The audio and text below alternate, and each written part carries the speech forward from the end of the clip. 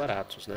Mas eu vi alguns vídeos seus, Link, falando sobre esse perigo da nostalgia, da gente querer voltar para um tempo através de quadrinhos ou através de filmes. O cinema tá muito isso, né? Fazendo remakes, querendo agradar os fãs, cara. Qual é esse perigo, principalmente pro público masculino, que eu vejo mais isso, de querer voltar para um tempo que não tem mais? Eu não sei o que vocês acham, mas assim, até onde eu vejo, isso assim, É uma infantilização, sabe? é uma infantilização. Porque assim, vamos lá, o mundo tá difícil, tá ligado? Porra! O mundo tá difícil. Em certa dose, ele sempre foi difícil, mas assim, hoje a gente é super exposto à informação, entendeu? Bate um trem na China, a gente fica sabendo. Até pouco tempo atrás, foda-se a China, né? Se a gente bater um trem lá, dane-se, não tô nem aí. Nem sei direito onde é que é a China, né? Na Europa, né? Eu quero ficar assim. Então agora tu fica sabendo. Então a gente tá super exposto a informações. E aí, tu tem, sei lá, eu acho que tem uma série de coisas complicadas, mas para falar só de um tópico, assim, por exemplo, tu falou questão masculina. Isso é interessante, porque, cara, vamos ser real. Vamos tocar real. Tipo, nós homens somos criados pra ser os caras que a gente vai resolver, tá ligado? Assim, tipo, porra, né? Eu vou lá, faço. Peito e... Não, eu seguro a onda e tal. Tem um certo heroísmo que rola no nosso imaginário. E a gente é meio criado. Não é à toa que a gente consome um monte de super-herói também. Então, essa ideia do cara que com a sua valentia vai lá e faz as coisas, enfim. Isso é uma coisa muito forte no imaginário masculino. Aí tu vê os problemas de hoje: mudança climática, crise econômica, violência política. Cara, o que tu vai fazer diante dessas porra, irmão? Assim, qual é o poder que tu tem? Claro que tu pode fazer na tua vida pequena ali uma coisinha ou outra. Fatores externos, né, mano? Sim, mas são tem coisas... nem como você... Sim, mas são coisas enormes, né, cara? Tipo, são coisas muito grandes, até tu tem dificuldade até de... E cada vez mais você é ativado por todos esses problemas também, né? Assim, a gente não tinha o problema da crise climática falando dela até 2 anos atrás, do jeito que a gente cada vez mais tá falando. Imagina ano que vem como vai ser. Pô. Tipo assim, então... mas concluí. Não, eu só ia dizer o seguinte, daí perante... Isso gera o quê? Não, daí perante essa perplexidade, cara, tu começa a buscar espaços de segurança. Qual é o teu espaço de segurança? O teu quarto de guri de 12 anos. Meu bonequinho, meu e desenhinho. E aí tu começa a romantizar uma época que, na verdade, não é que ela era mais fácil, é porque tu era mais ingênuo, como toda criança. É óbvio que quando a gente é criança, a gente, mesmo que a gente teve uma vida mais fácil ou mais difícil, até pela própria cognição da criança, muita coisa complicada ela nem entende. Então tu tem uma visão mais inocente das coisas.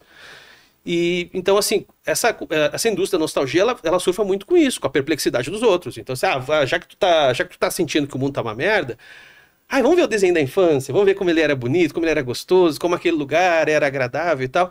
Só que tem já estudo que aponta que isso tem um desdobramento até de ordem política, né? Porque daí tu começa a ter uma postura, no sentido restrito da palavra, não no sentido de adjetivo vazio, uma postura reacionária, no sentido de reação, tá ligado? Então, tudo que pareça novo é uma espécie de signo de semblante do perigo, porque o mundo contemporâneo é perigoso. Um ataque à tua segurança. Aquela tua bolha de segurança, ela tá sendo cutucada. Então, por exemplo, aquelas reações meio histéricas do tipo, sei lá, personagem dos anos 80 ganhou um desenho novo da She-Ra, por exemplo. Porque teve aquela polêmica da She-Ra, que a She-Ra tiraram os peitão da She-Ra. A She-Ra ficou com os peitos pequenos. Exato. Entendeu? Aí, nossa, aquilo gera uma comoção imensa, mas o lance não é nem tanto os peitos em si da She-Ra, tá ligado? Mas é alguma coisa que parece ter invadido aquele espaço de segurança infantil na cabeça da pessoa, tá ligado? Eu acho que tem esse viés aí, mas também tem o cara que só quer curtir o negócio, sabe assim? Eu comecei a entender, pela leitura que a gente faz, pelas coisas que a gente vive, e para mim, o mundo nerd, enfim, da leitura, dos bonecos e tal, foi uma libertação muito grande também, porque eu vivo num cotidiano muito duro, sempre vivi num cotidiano periférico e tal. Então, assim, eu cheguei a fazer 2, 3 penitenciárias por final de semana, tá ligado? Pô. E, mano, e depois quando você volta pra casa, você vai fazer contenção de danos em penitenciário, ou seja, o diretor te chamou lá pra trocar ideia com todo mundo, porque o negócio tá ruim, mano. E aí você vai lá trocar ideia e tal. E no final você fala, o que eu trouxe pra cá pra dentro? Cada minuto que eu tô trazendo pra um cara que tá em situação prisional, eu não posso trazer nada de opressão. Eu não posso, por exemplo, dizer pro cara, ó, vamos se encontrar ano que vem, tamo junto. É uma coisa que parece besteira, mas eu não posso dizer. Uhum. Eu não posso nem falar meu bordão do canal, que é tamo escapando. Eu não posso nem falar isso. E aí, vocês estão escapando? Porra. Então, assim, olha só, né, mano? Mas aí você tem uma missão de ir lá trocar ideia. E depois eu chegava em casa, muitas vezes, mal. Eu trabalhava na ONG o dia todo, aí via criança que... Pô, uma vez eu vou só contar um caso aqui. Umas crianças estavam indo de touca a semana toda na ONG. E um menininho, 8 anos, a semana toda de touca. E aí a gente estranhou. E aí a professora perguntou, não é nada. O outro perguntou, não é nada. Aí falou, Ferrez, vai lá que é só falar com você, mano. Aí eu chamei e falei, ei, como tá, Lucas? Tá bem e tal? Cumprimentei, troquei ideia. E o irmão? Não, meu irmão tá preso ainda e tal. Pá. Eu falei, mano, e essa touca? Não, eu tô usando, tio. Tá, não, é a touca, Cara, quando eu tirei a touca, ele falou, não, pode ver, tio. Tinha uma rachadura, irmão, de Que? uns 5 centímetros. Cara, Porque o pai do cara deu uma martelada na cabeça dele. mano. E aí eu te pergunto, como eu vou chegar em casa e eu vou conseguir dormir se eu não for pra um outro mundo de quadrinhos lúdicos, se eu não pegar um Alan Moore pra ler, entendeu? Então assim, esse é o nível, porque o pai do cara xingou ele respondeu o pai dele, ele foi lá e pau. Aí disse, não, tem que chamar o conselho tutelar, se eu chamar o conselho tutelar e tomar aquela criança daquele pai, eu posso fechar a ONG no outro dia. Porque todos os pais vão retirar as crianças, vão falar, não, você tá louco, o cara é cagueta, o cara caguetou o pai, entendeu? Então assim, aí tem que mediar com o pai, aí chama o pai. Como a gente mexe com acolhimento, eu não posso xingar o pai, eu tenho que chamar o pai e tratar o pai. Qual é o problema que aquele pai teve? Onde ele foi criado? Aí o pai mostra as costas, apanhava de fio de... Eu não tô legitimando, tá? Tô dizendo a realidade, infelizmente, do mundo. O pai mostra as costas pra mim durante a conversa. Ó, mano, isso aqui era meu pai, me batia com fio de ferro, né? Cabo de aço. Então, fui conversando com o pai e tal. Hoje o pai ajuda na ONG. Pô. Hoje o pai vai lá, ajuda, final de semana, vai pintar onde ele tá junto e tal. Então, assim, é ganhar no acolhimento. Mas tudo isso é ser muito a palmatória do mundo, é muito duro. Então eu tenho que ter um outro lado lúdico pra mim poder só enlouquecer. Pra mim, Não, mas eu acho que pra todos nós, né? Sempre a arte teve esse papel. Não, sim, o lúdico é escapar fundamental. do- É fundamental. Da realidade, da dureza da vida, né, cara? Sim. Não, no tanto que tu tem já, por exemplo, Huizinga, que é um importante pensador do início do século XX, que vai falar do Homo Ludens, que a gente não é Homo sapiens, a gente é Homo Ludens, tá ligado? A gente sempre se constitui a partir das nossas fantasias, das nossas criações, do nosso mundo. Mas o ponto fundamental é quando tudo isso começa a pisar num único lugar, assim, tá ligado? Quando tu começa a ter uma espécie de escoedor da cultura. E a nostalgia tem esse componente que pode ser bastante... Porque a nostalgia tem um certo pedaço, porque é saudável, todo mundo sente nostalgia. Não é vilanizar a nostalgia em si. Sim.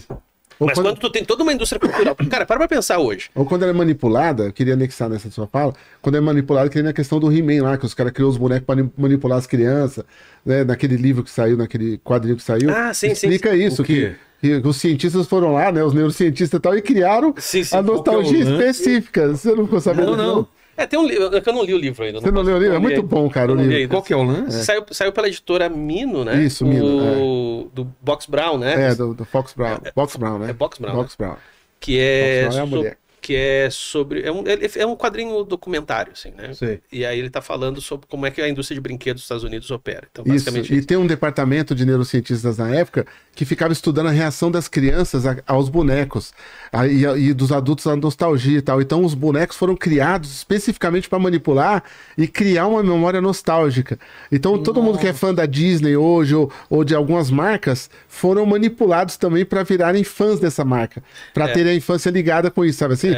Aí essa parte é bizarra pra caralho. Não, cara, é meio assustador quando a gente olha hoje a indústria cultural dos Estados Unidos, que ainda é mais presente aqui no Brasil, pelo menos na parte de cinema, né? Que se a gente for pros quadrinhos, o mangá já tomou conta. Mas, por exemplo, no cinema ainda a gente assiste mais filme americano. E, cara, o que são essas produções, irmão? Tá ligado? Tudo é alguma coisa ligada à nostalgia. Total, cara. Né? Então, e aí eu cheguei até a fazer um vídeo no canal, porque pra mim foi uma espécie de gota d'água no sentido simbólico, assim, não que é uma coisa inaceitável, foda-se, mas eu digo gota d'água no sentido simbólico, que foi chamar o Downey Jr. de novo, né, que ele já fez o Homem de Ferro, pra ser o Doutor Destino, porque... Espremeu a última gota do negócio. Né? Porque basicamente a ideia de que o futuro é o retrovisor sempre, né? Então, assim, por isso que a gente tem tanta continuação, por isso que a gente tem tanto remake, por isso que a gente tem tanta franquia, tá ligado? Chega uma hora que tu diz assim, cara, tudo é sempre pra dizer, olha, saudade da infância, que legal, era aquilo que eu gostava e não sei o quê. E aí, pra amarrar com o que tu falou, eu acho que um grande problema, e essa é uma discussão que eu tinha até mesmo na universidade, é o seguinte...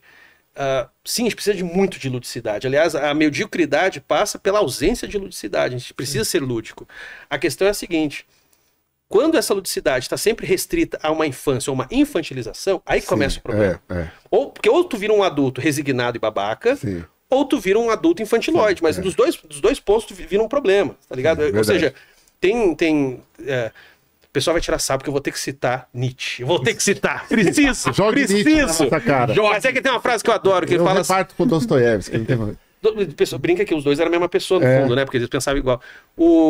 Tem uma frasezinha dele, um aforismo que eu gosto, que é o seguinte: a maturidade do adulto está em restituir o prazer que a criança tinha ao brincar. Tá entendendo? Mas não brincar como uma criança, ou ser exatamente uma criança, pegar as coisas da sua infância, mas não, de você ser crescer significa você reencontrar aquela criatividade que você tinha quando era criança.